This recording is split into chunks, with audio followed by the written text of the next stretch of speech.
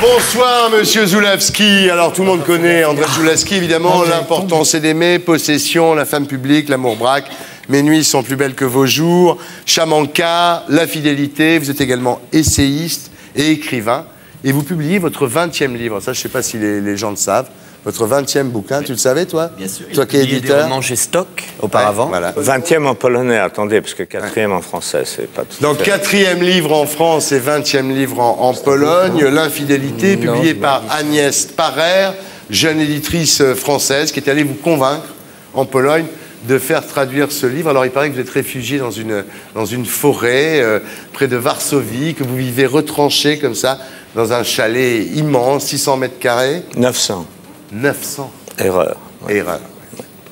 Et qu'est-ce que vous faites? Vous buvez de la vodka? Vous tapez à la machine toute la journée? Oui, je bois de la vodka. Je suis polonais. Ouais. Pléonasme. Hein? C'est un pléonasme, oui. Non, ça fait 3 ans que je suis un tout petit peu en dehors des choses. Il le fallait. J'ai eu quelques bouleversements difficiles dans ma vie dont c'est pas la peine de parler.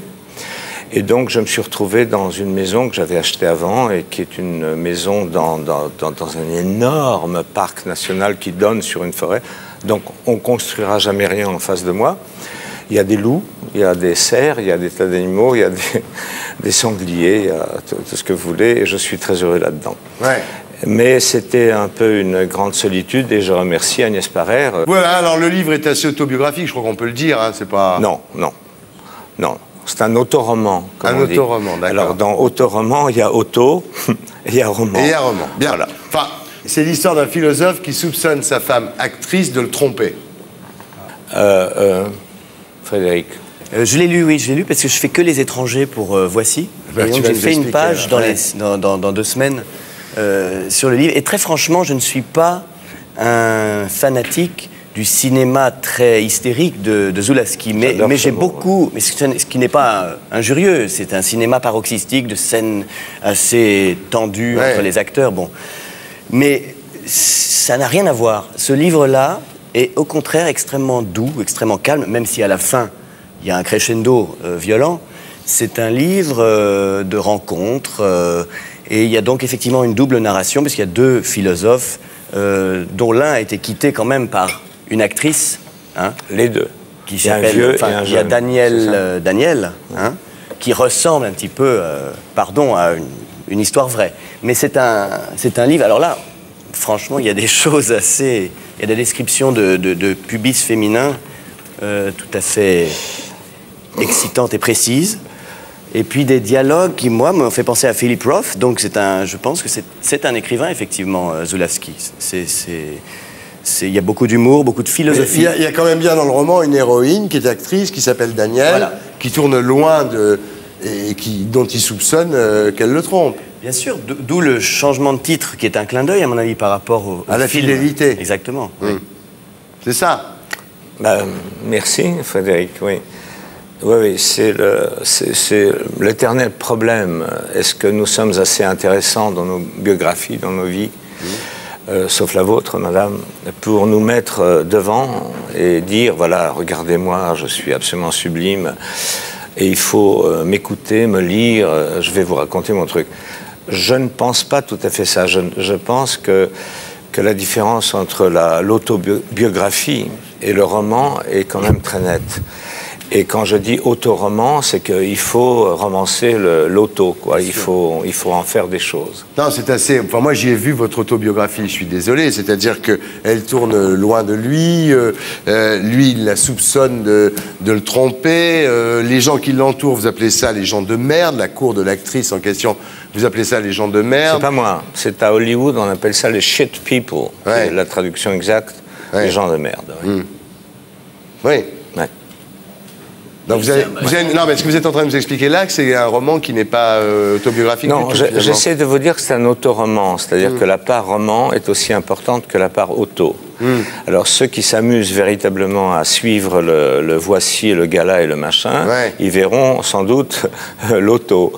Mais ceux qui aiment la littérature, je l'espère de tout mon cœur, voilà, verront l'auto. Vous mettez dans la catégorie des lecteurs de voici, là, d'un coup. Est-ce qu'on peut dire que c'est à vous, la métamorphose du réel? Enfin, je sais pas, moi je vois cette actrice qui tourne loin, son ancienne fiancée, Sophie Marceau, qui tourne loin, lui il boit, alors effectivement cette boisson crée des perturbations dans sa vie érotique, elle part à Hollywood, il la rejoint, elle rêve en anglais, alors moi je suis très con effectivement en tant que lecteur de voici. Non, vous n'êtes pas très con, vous êtes... c'est pas crédible. Merci. Non, si, elle a fait James Bond. Thierry, vous êtes vraiment très loin d'être con. Alors, donnez-moi la grâce d'être moins con. D'accord. Merci. De toute façon, j'ai l'impression que c'est un livre sur la douleur. Hein. C'est un livre sur un homme seul, mais il n'est pas spécialement fidèle, lui non plus, le narrateur. Hein. Il s'ennuie pas de son côté. Hein. C'est très sexuel. Alors, je sais pas, à un moment, elle fait un James Bond, par exemple. Ça, c'est... Il y en a eu 3 françaises de Daniel qui ont fait des James Bond. Alors on peut choisir laquelle est-ce, si on veut vraiment. Hein. Vous n'allez pas nous expliquer quand même que c'est pas de Sophie Marceau dont il s'agit quand même? Non, je veux vous expliquer que ma vie privée me regarde moi. Ben pourquoi vous faites des bouquins sur votre vie privée alors? C'est pas sur ma vie privée. C'est un roman. Ouais. Thierry, non? En fait, Sophie, elle a tiré la première quand elle a fait son film Parlez-moi d'amour. Je sais pas, je l'ai pas vu. Ben, vous l'avez pas vu, parce que moi je vais vous le dire, c'est l'histoire d'un intello, renfermé, coléreux, un peu alcoolique, monacal. C'est vous? Pas très propre. Comment savez-vous ça? Bah, parce que... Vous savez quel est le titre de son roman, le premier qu'elle a écrit, d'ailleurs le seul bouquin? C'est Menteuse. Ça vous dit quelque chose, ça? Bien. Et là, elle prépare Rapporteuse, mais bon. Elle travaille dessus encore. Non, je sais pas. Je voudrais pas que ça descende là, hein, parce que je pense que c'est... J'ai la velléité de penser que c'est un vrai bouquin. Et les vrais bouquins sont faits de notre tripe, de notre souffrance, de ce qu'on sait, mais ils ne sont pas là pour faire des dénonciations, des espèces d'appels personnels. Je ne le voudrais pas conçu comme ça, je serais très malheureux si c'était comme ça. Je crois que c'est une conversation très intéressante parce que très littéraire. Aragon appelle ça le mentir vrai. C'est exactement ça. Hein. Il n'y a pas de... Donc c'était intéressant que vous ayez cette conversation. D'une certaine manière, si le lecteur est voyeur, c'est son problème, c'est pas le nôtre. Mais il a tous les droits, parce qu'il est tellement informé par les journaux, le public, la télévision. Il a tous les droits. Et en plus, on ne se dérobe pas à ça. Moi, je ne me dérobe pas, Thierry, je ne me dérobe pas à dire qu'une partie du bouquin parle d'une vérité que je connais. Mais je ne dis pas que c'est l'entière vérité et je ne dis pas intégralement que c'est le portrait craché de quelqu'un ou de quelque chose. Je sais pas, moi ce que j'ai aimé dans le bouquin, justement, c'est ce que j'aurais vécu à votre place, c'est-à-dire cette sensation de... Non, je vous en prie, n'aimez pas ce que j'ai vécu. Ah non, mais moi je vous enviais à l'époque. Mais à l'époque je vous enviais, maintenant que j'ai lu le bouquin, je vous envie moi. Voilà. Très bien. C'est sûr. C'est terrible.